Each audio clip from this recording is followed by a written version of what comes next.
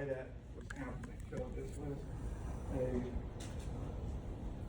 discovery of the transistor was basically, at the time, the vacuum tube industry really dominated everything.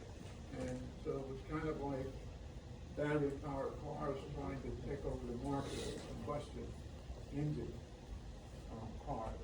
So, however, when eventually it's found that transistors, the advantages of them are smaller, much smaller, much less expensive gas. And then we'll start grading of that.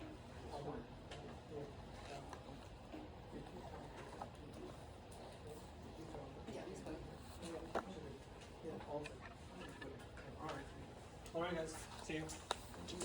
So, and so even with the transistors being smaller, there was no real way to demonstrate the transistors until someone finally, some engineers finally came up with some ideas and concepts of how the transistors could replace operational amplifiers that were made out of vacuum tubes. And this is where the integrated circuit came from.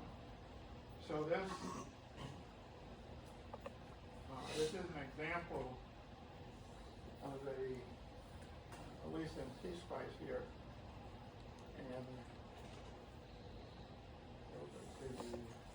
the eval.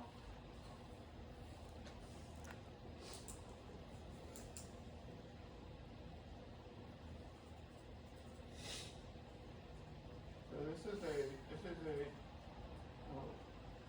2N3904 NPN transistor, and I'm just going to replace this 3906, which is a PNP. I'm just going to replace it with this NPN transistor.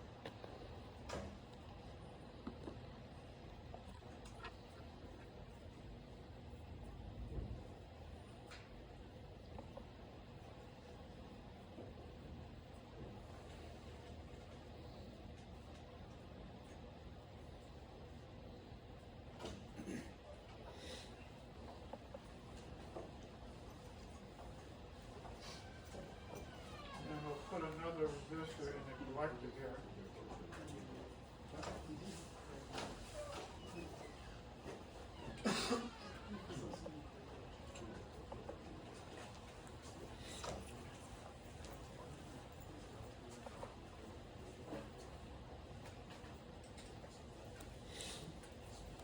And then I'm going to do a simple simulation with a battery of 5 volts. This is a bias point, so there's no plotting to be not for this circuit.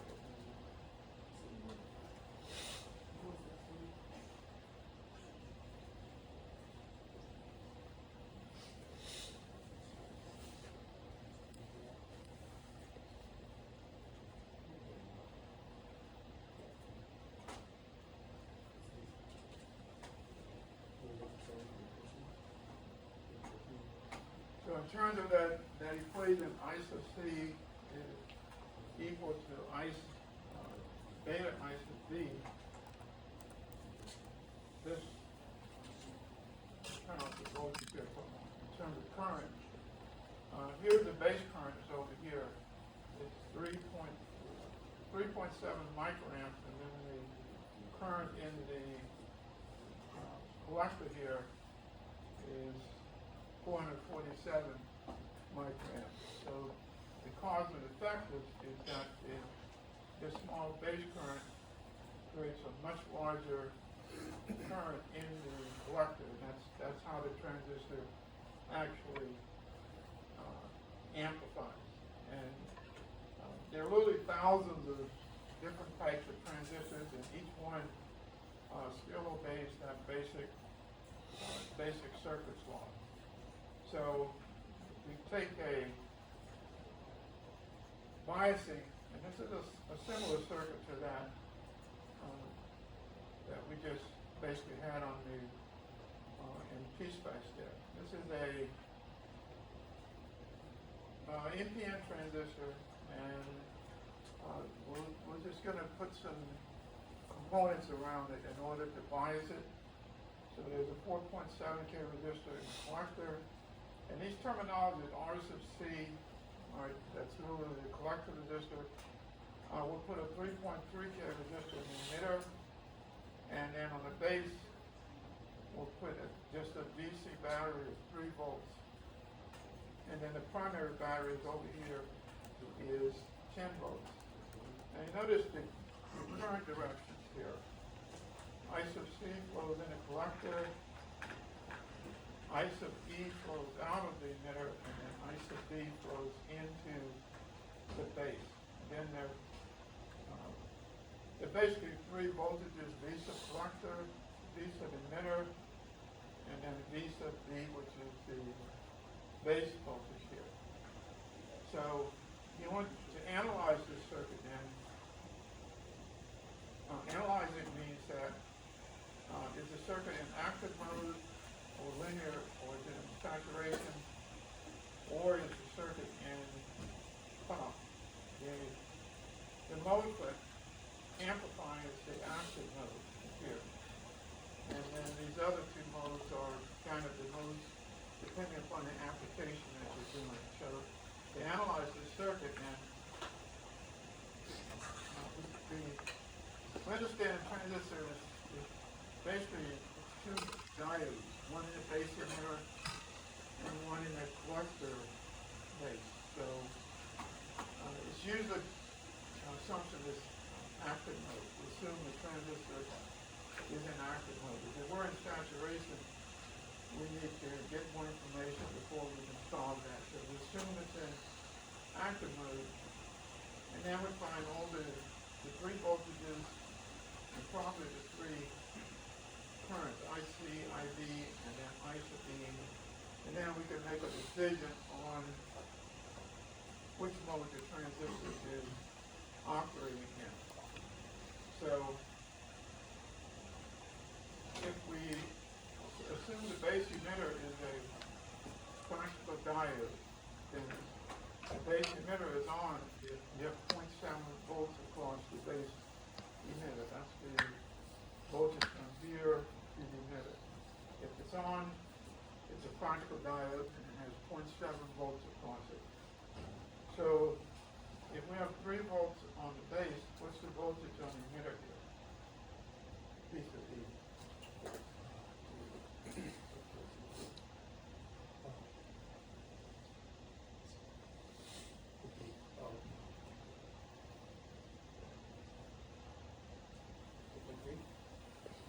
What is it? Okay, so so we're assuming the base emitter is a practical diode,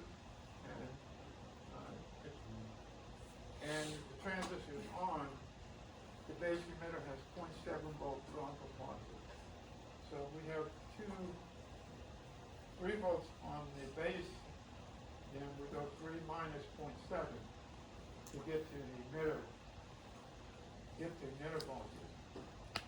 So that would give basically 3 minus 0.7 with 2.3 volts on the emitter. So we need to find these group of currents, this group of currents, IC, IE, IB, and then these 3 voltages, V sub collector, V sub emitter, and then the voltage from the collector emitter. The diode in the collector base has to be reverse biased. So we'll use a number called V sub collector base to determine if that diode is actually reverse biased. So we need to calculate numbers for all of these to establish what a device is in the active mode. Active mode, the base emitter diode is forward biased. It has 0.7 volts drop across it, very similar to a diode. Called a miracle relationship. These are the Nobel Prize formula.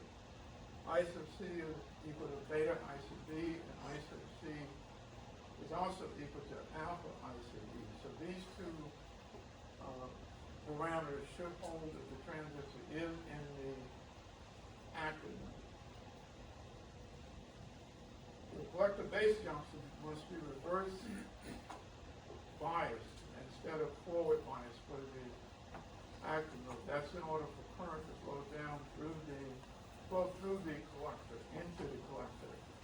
So the base collector junction is reverse biased, and this number called V sub collector base is greater than 0. So this is a check. So when we try active mode, we can try this formula, the second formula, and then we'll check the collector base voltage to find out if it's greater than 0. So here's the first kind of intuitive calculation. The emitter voltage is 0.7 volts below the base voltage.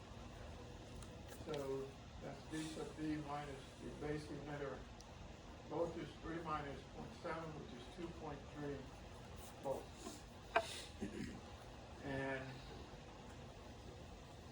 if we know the emitter voltage, what is the emitter current here? 10 minus, or, well, is the emitter voltage over the resistance? The note says we can just use Ohm's law to find the emitter current. So what's the emitter current? 2.3 on your calculator. 2.3.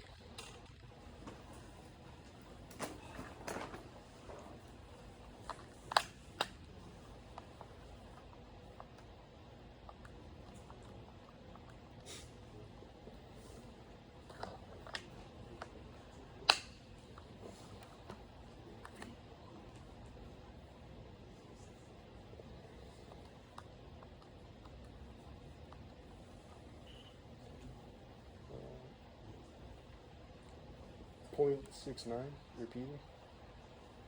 Point 0.69 0.69 to or 0.7. around 0.7. So emitter current is the emitter voltage over the emitter resistor.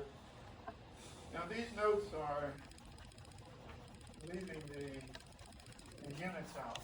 So this 3.3 actually has a K in it here.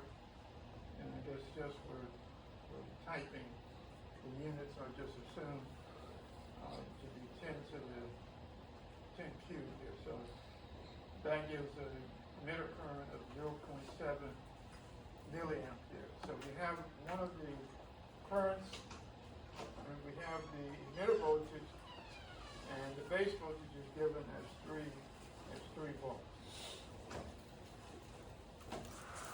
Now, how do we get the collector current, I sub C? What's the formula for I sub C in terms of beta?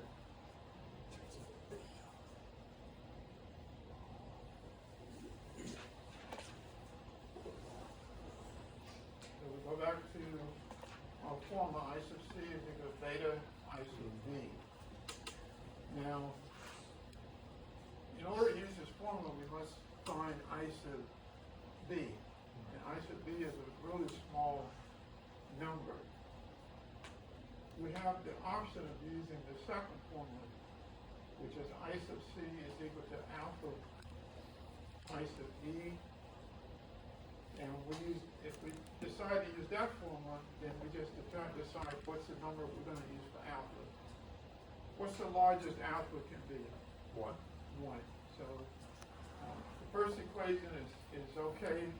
However, it says we need to find I sub B. The second equation, if we assume alpha equals 1, we can solve for the collector current using that assumption. So we have to make sure we make a note of that. So this formula here then is saying I sub E is 0.7 milliamp, and that's approximately the same as I sub C. And this is our alpha equal to 1, or very close to 1. Now, it's actually technically not correct. However, trying to decide if the transistor is in the active mode, so we can always go back and calculate the real I sub B. Now, the collector voltage. How do we get this collector voltage here?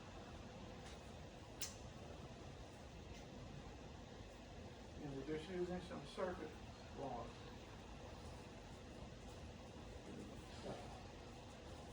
You have the collector current. The current drop of the voltage drop across the resistor. You have the voltage drop across the collector resistor. You have a 10-volt battery, and I sub C is flowing in this direction here. We can calculate the collector voltage of this equation. The battery V sub C minus the voltage drop across the R sub C, I sub C, R sub C. And again, this is in milliamps, and this is in K ohms. So 10 minus that voltage drops approximately 6.771 volts. Now, we'll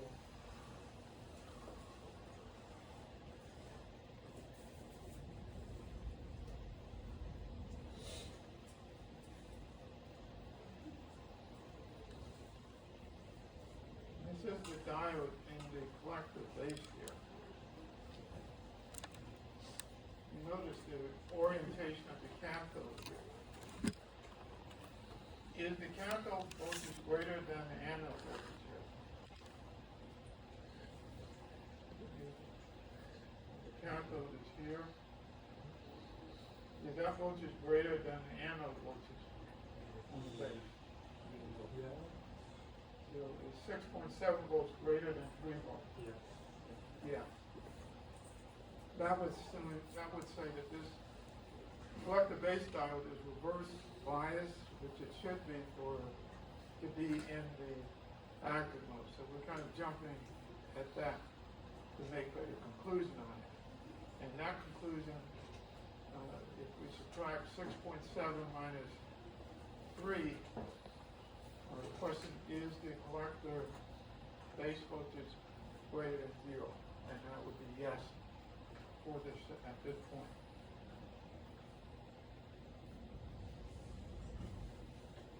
And at the bottom here, you just collector 6.71 greater than the base 3 volts.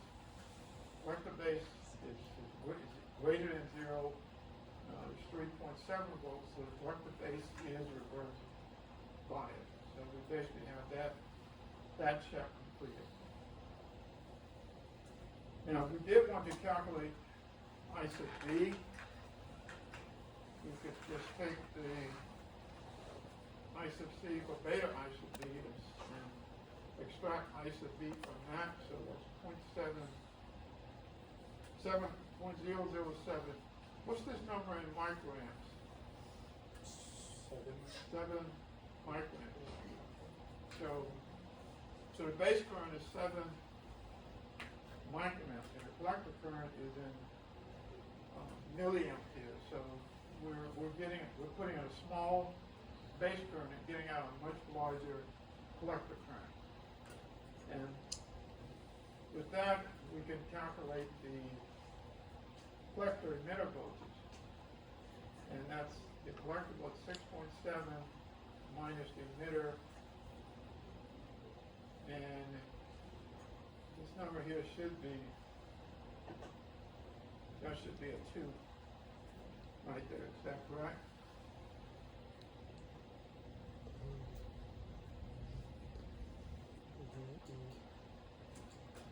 Oh yeah. Presentation is emitter 3.3. Shouldn't that be 2.3? Mm-hmm. Is that? Oh, I guess. So is this correct, or If is this number? on the right, the VC on the right is correct. So, or for the equation, or it has the equation. The diagram is wrong. You want to watch go through these. So the emitter voltage is actually 3 minus 0.7, which is 2.3. The schematic has 3.3, so that means that this is actually correct. Collector emitter voltage 4.41 volts. If this were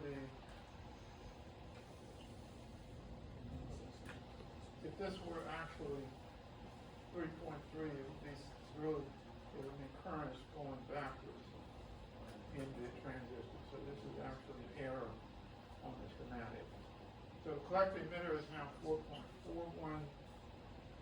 You now have all of the original was to calculate these parameters, 6 parameters, and then calculate the collector base voltage. So now we go back and review them. The emitter voltage is 2.3. The emitter current, assuming alpha is equal to 1, is 0.7 milliamperes. The collector voltage, battery 10 minus 0.7 times 4.7 K is 6.71 volts. And the collector voltage is greater than the 3 volts on the base. So the collector base is 3.71, that's greater than 0. And then if we calculate I sub B, this is I sub C over beta equals to 100. That's 7 microamperes. And then the collector emitter voltage, this has to be a positive number. V sub C minus V sub E is 4.41, and that completes the analysis. And we can conclude here that BJT is in active mode, and there's no contradiction. Now, if you compare this to a diode, determining whether a diode is on or off. How many steps does a diode require to determine whether it's on or off?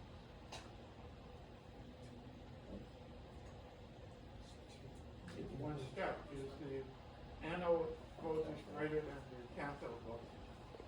If that's true, it's on. If it's not true, it's off. However, for the BJT, even though it's comprised of diodes, it takes definitely several steps before we can conclude which mode this transistor is actually operating in.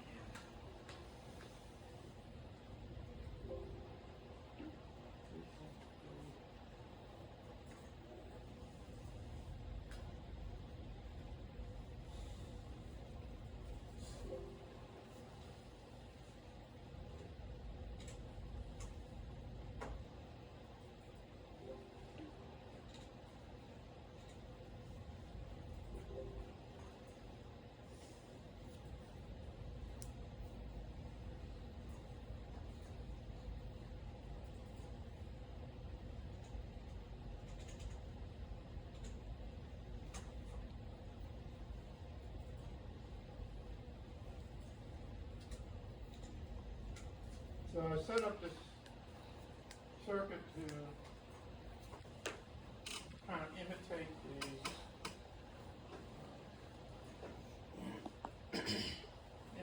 circuit here. There's a 3.3 K and a 4.7 K in the collector.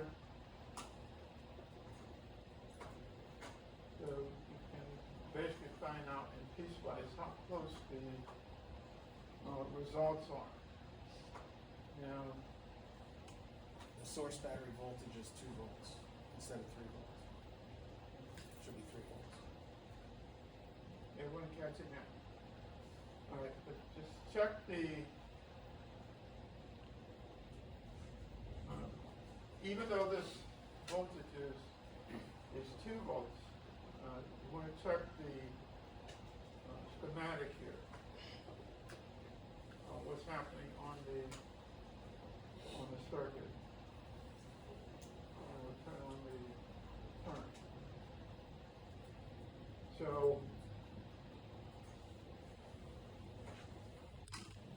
still something else not correct.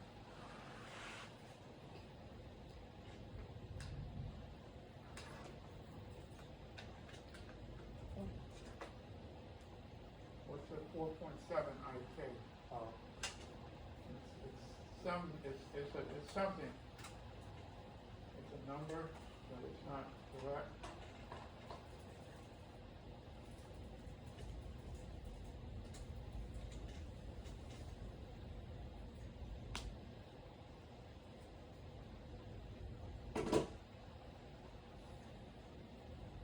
So on the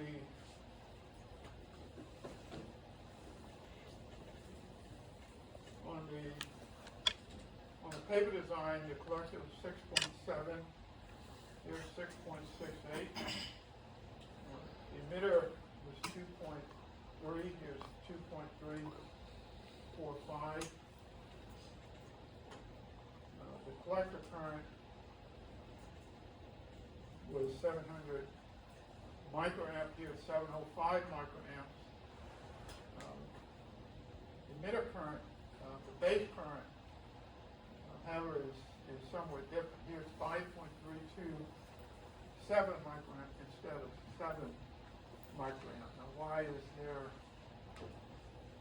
So most of the numbers are close except for the base current, and so most of the error between the paper analysis and the actual simulation appears to be in the base current itself. And this current is actually smaller than 7 microamps. So what does that imply about beta on this schematic?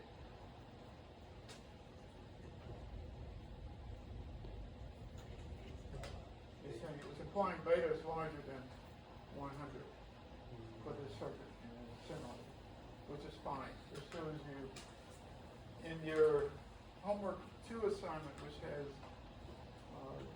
BJT transistors, you'll be comparing your you will be comparing your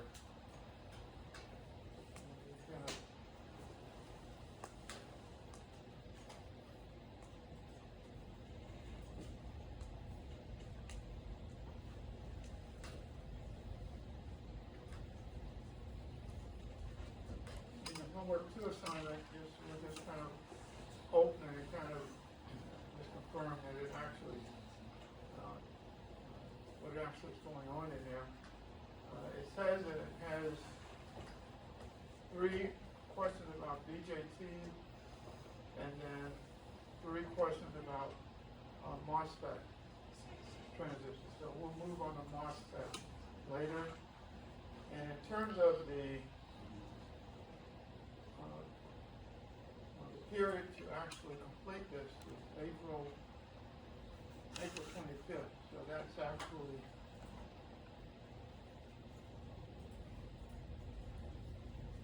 so class is in on the 21st. So that means it's still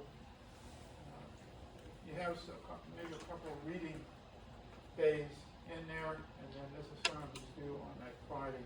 So in terms of the time completed, we'll complete MOSFETs a little before that. Just to go look at some of the questions here. Here's a NPN transistor, and the question says, what's the value of ISO C? So to do this, you first do a paper analysis, just like we did for that example, to calculate the collector current. Up here, it gives some parameters. The base emitter is 0.7 if the base emitter is on, beta is 100. And there's another term, we'll come across what this means. VCE sat is equal to 0.1.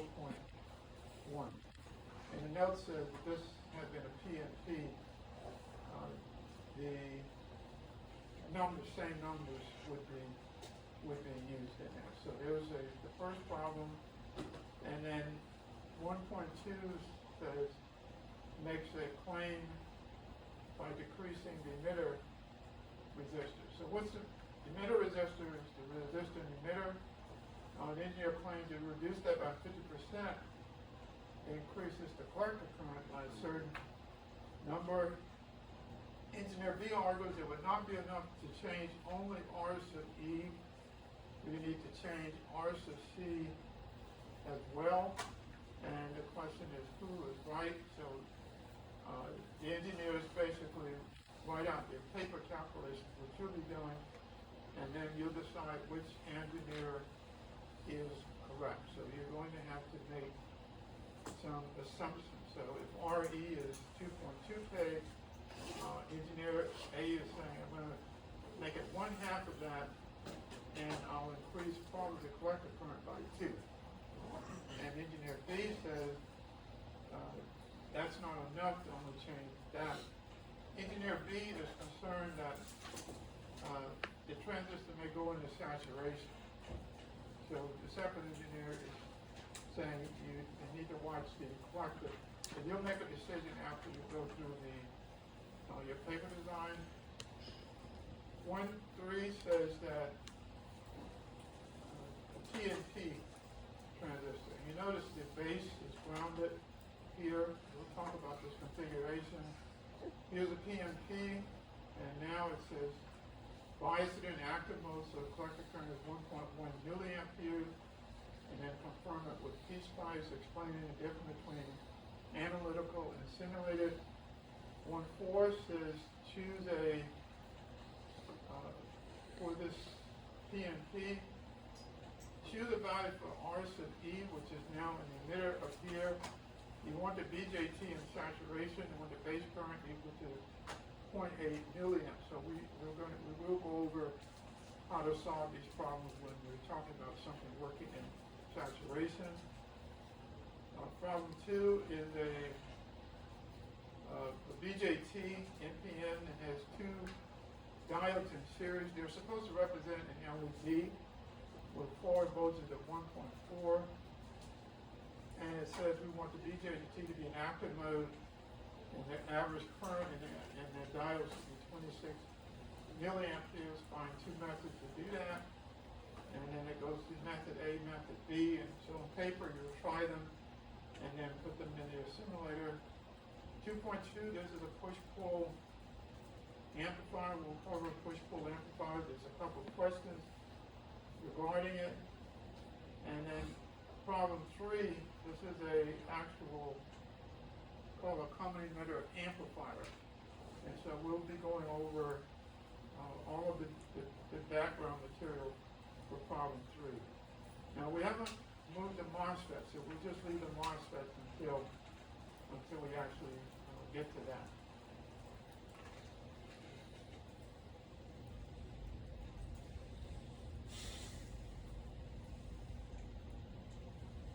So the conclusion here is that the transistor is in active mode, and based on all of the numbers that we have here. So the idea here was to increase the gain of the amplifier. So a larger base voltage is used. So instead of 3 volts, the base voltage is increased to 4 volts, with the intention of getting a larger collector current, and therefore that way getting a larger gain. So nothing obvious on the schematic here. And if we take so what is the emitter current now? With 4 volts on the base. The emitter current would be 3.3 volts over 3.3 kilo. So 1 milliamp? 1 milliamp, correct. 1 milliamp. So the emitter current should be 1 milliamp. And that follows with what we have here, and we can calculate the base current later, so we just assume alpha is equal to 1. So I sub C is equal to I sub E with milliamp. And now we can calculate the new collector voltage, which is 10 minus a milliamp times 4.7K. And this is 5.3 volts now. And then we notice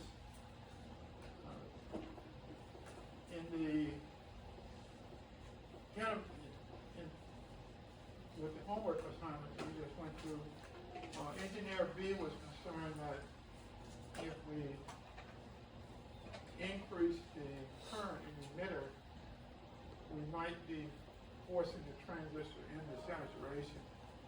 So there's a note here, when we put the larger base voltage of 4 volts on the base, the collector voltage begins to lower, so it's now 5.3, and 5.3 is still greater than 4 volts. However, we notice if we try to increase the collector current, the collector voltage can become smaller and the transistor is moving closer to saturation. But again, there doesn't appear to be any issue at this point. So the collector base is still reverse biased, 5.3 volts on the collector. The base is 4 volts, so the difference between those is 1.3 volts, so that's okay, that's a check. The base current is increased because we have a milliamp of current divided by 100. There's 10 microamps. And then the collector emitter voltage, V sub collector minus V sub emitter, and is now 2 volts. So the collector emitter voltage is also getting smaller, but even with that, there's no real issues in the circuit. So assume macro node, and now with these 6 parameters and the collector base voltage, we can just summarize them. The emitter now is 3.3. Emitter current is about 1 milliamp. We assume alpha is equal to 1, so I sub E equal I sub C. The new collector voltage is 5.3 volts. 5.3 volts on the collector is still greater than the base of 4 volts. So the collector base is 1.3 volts, that's still greater than 0. I sub B is 10 microamp. The collector emitter has to be greater some than a number. And at this point we're saying it's greater than 0, so collector emitter voltage is 2 volts. And that means we have the analysis that is complete. Now does this analysis meet Kirchhoff's current law? Does it agree with Kirchhoff's current law?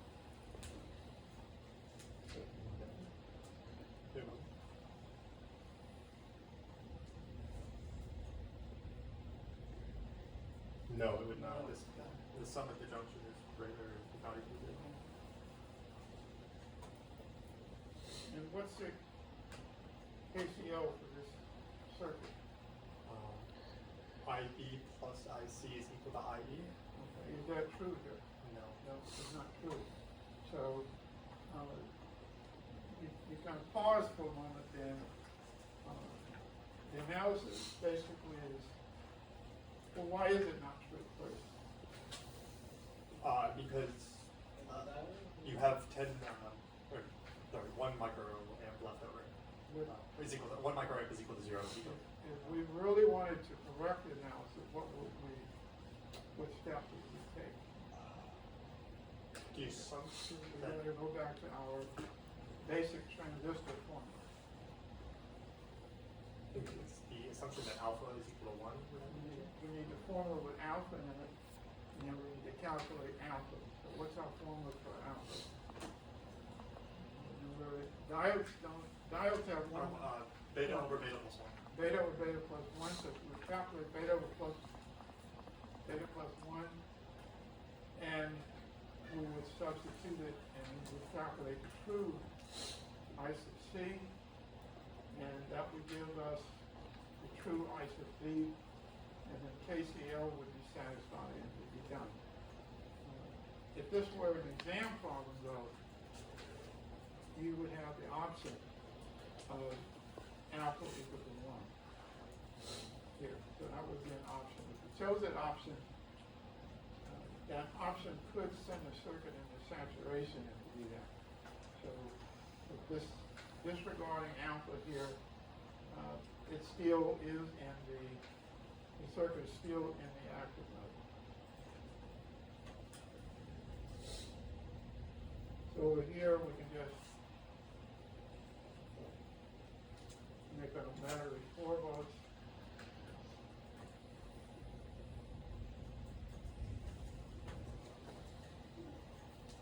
Now, current, the collectors of 1.03 mil, very close to 1 milliamp. The base current is supposed to be 10 microamp, is actually 7.3, but we understand that the difference is because of the difference in beta in the transistor. The emitter should be 3.3, here's 3.335.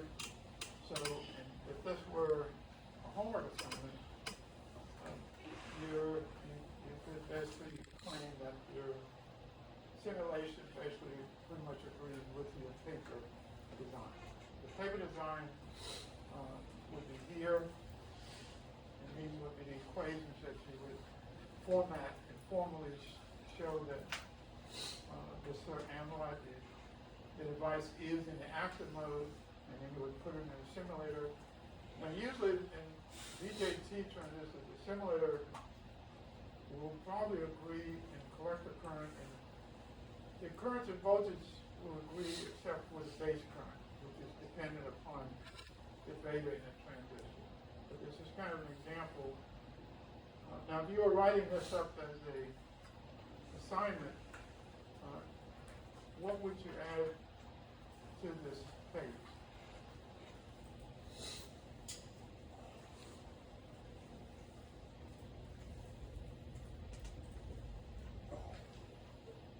To avoid points being taken off in grading.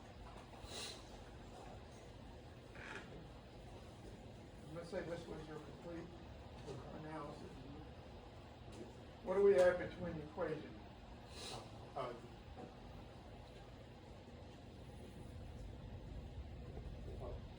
You had your narration. Okay. So between the equations, you would have narration to explain to the reader what's the meaning of the next step. And we go to the next step, we should explain, we're not assuming the reader is familiar to the point that we can just show equations. The reader needs some guidance, so between these equations you would put in narration, especially when you get to this analysis complete active mode. The reader is pretty much convinced, not so much based everything on equation, but basically your explanation of the equations to the reader. And now they will conclude and they can agree. Remember, the reader can get lost if their work is mostly just formulas, because you're assuming the reader is familiar with those formulas. Now, again, let's say the engineers here, because this design was still successful, the engineers decided that we still need more collector current. And we'll do that by increasing the base voltage even higher. So we're going to increase the base voltage now to 5 volts. And we can kind of get an idea of what's going to result when we do that from the simulator. We're just going to increase the base voltage to 5 volts.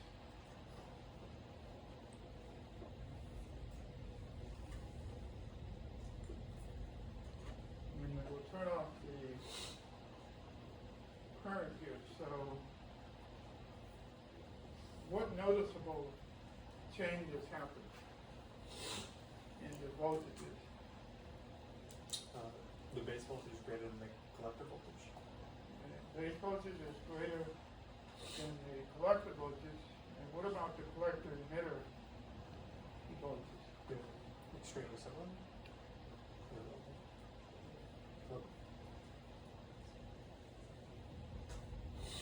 The difference is almost 0 between the collector and the emitter here. It's almost 0 volts between the and the collector. So now the collector base diode is forward biased, and that basically would push the transistor out of the active mode. However, you didn't really need PSpice to discover this because on paper you would have completed an analysis to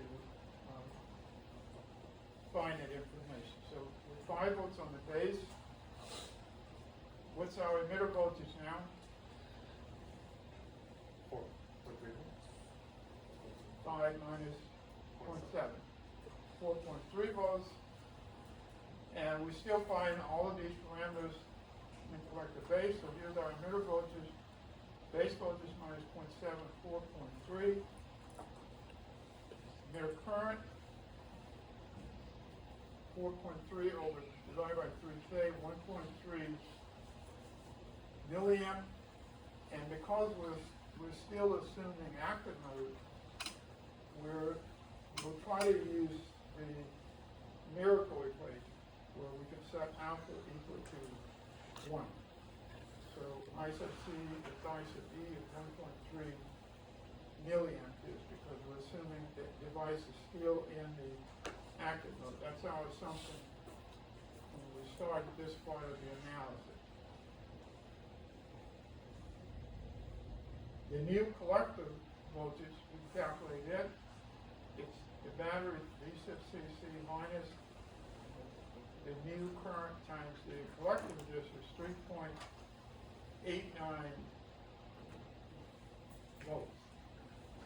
So what does this information reveal?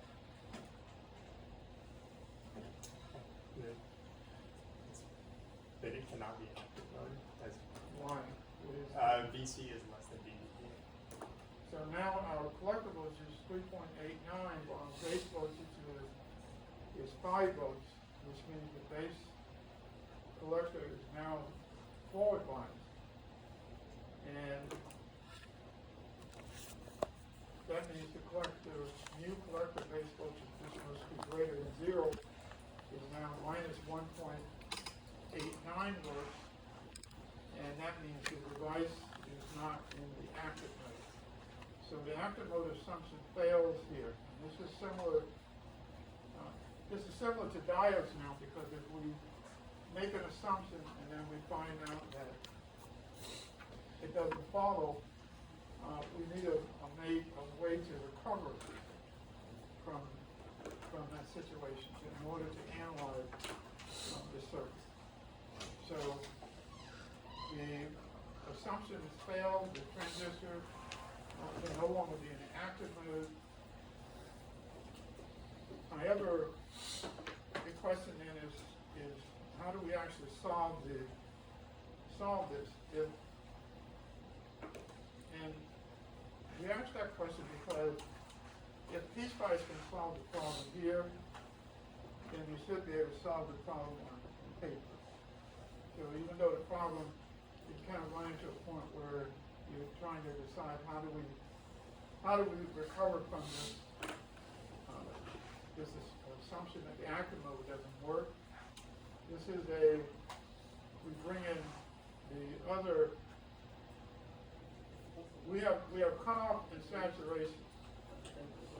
And it's not logical to use cutoff mode because the probability that the circuit still has current in it is still there.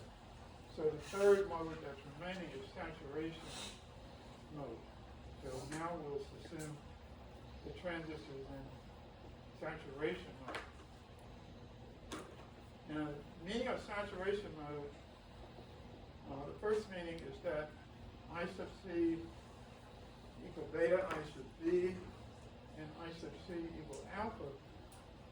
I sub E, they no longer hold anymore. So there's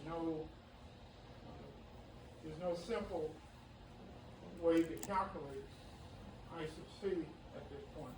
You can probably calculate I sub E. However, there's no simple way to calculate I sub C unless there's some other unknown formula. Now there is one formula that still works in this circuit, and put in that one. For bus currently? Because current law will still be okay, even though these equations no longer can be used here. So in saturation mode, I sub C does not equal beta I sub B, and I sub C does not equal alpha I sub E. So to solve the circuit, we kind of review what's happening in saturation mode. The base emitter is still forward biased. It still has 0.7 volts across it. The base collector is forward biased. It should be reverse biased.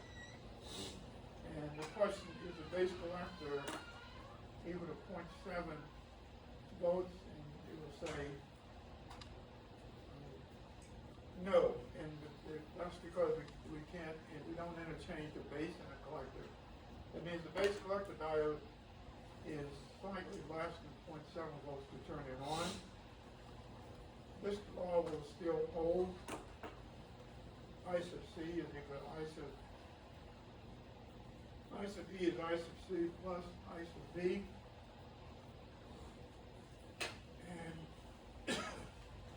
so at this point, this is the only real way to actually calculate. But since we can't use the alpha equal 1, we're going to make, we'll have to make another assumption in the circuit. Now, manufacturers of the transistor realize that when a transistor goes into saturation, you need more information to actually solve the problem.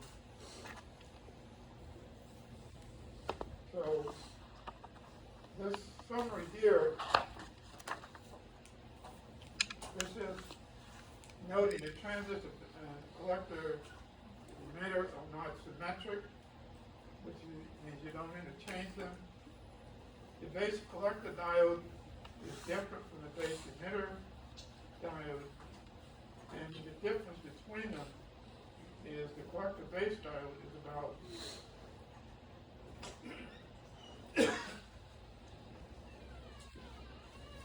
it's about 0.5 to 0.6 compared to the 0.7 of the base emitter. So if you take these numbers, what you have is an option.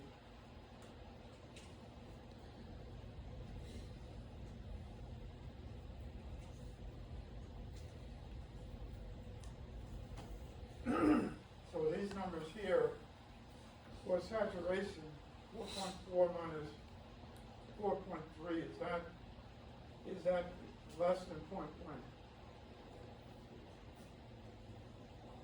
Yes. So we have an option here. We can assume that, we can go up even higher on the base. Right here, it says that we can set a level for the collector emitter voltage when the transistor goes into saturation. So here we might assume that it's 0.1, but based upon the theory of the collector base and the base emitter diodes, the difference would be 0.1 to 0.2 volts. So we can write down an equation. We'll assume the base emitter is 0.7, the base collector is 0.5, so the manufacturers will decide on a number for saturation. So one number that can be used is called VCE sat. And if you take a transistor data sheet, the manufacturer will usually give this number. This is assuming VCE sat is 0.2. So whenever you go into saturation, we're going to assume the VCE voltage is equal to 0.2. Now, whether this, what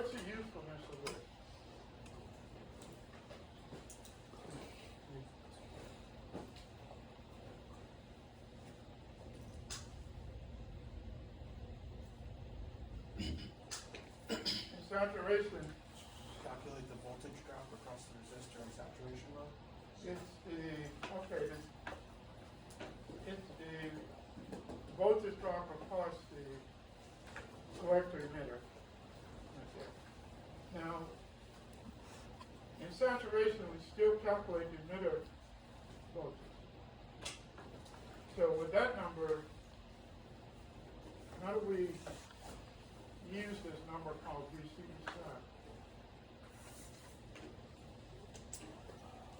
So we already know the emitter voltage, and now we have a number. We suspect saturation, and our number is VC sat is 0.2. So what is our collector voltage? V minus saturation. V plus. Plus. Plus. So our collector voltage would be the emitter voltage plus this number here. And what that does, it gives us another number we can put in our equation. Now what we'll do is we'll go ahead and pause here, and I guess the next meeting is going to be after the break. And grading of homework 1 is in progress, basically. And also the grading of the midterm is in progress. So we'll know more about both of those after the break. All right, that's it.